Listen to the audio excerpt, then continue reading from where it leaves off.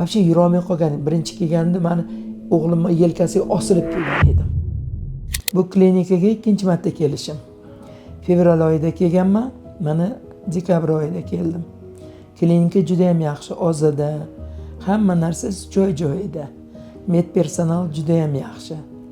Mana ilgari poliklinikalarga, boshqa больницаlarga borib davolanardim.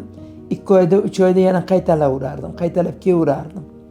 Hozir mana o'tgan fevral oyida kelgan bo'lsam, mana dekabr oyigacha yaxshi yurdim. Hozir juda yaxshi, juda ham yaxshi. Olgan davolanganimdan juda xursandman. Doktorlar ham hammasi malakali doktorlar yig'ilgan. Kelinglar shu yerga kelib davolaninglar. Yaxshi nima qilinglar. Malakali doktorlarga qaratinglar. Men ham yurgan ekanman. Bormagan doktorlarim qolmadi. Qayoqlarga borib keldim. Bittasidan foyda ko'rmadim. To'g'ri, foyda 5-6 kunga bo'ladi, keyin u yoqqa yana o'sha eski yetadi.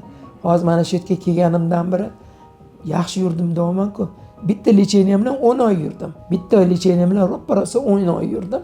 Mana endi yana keldim lecheniyaga. Terapevtlari ham yaxshi ekan. Yoshgina lekin malakali. Endokrinologlar yaxshi bitta.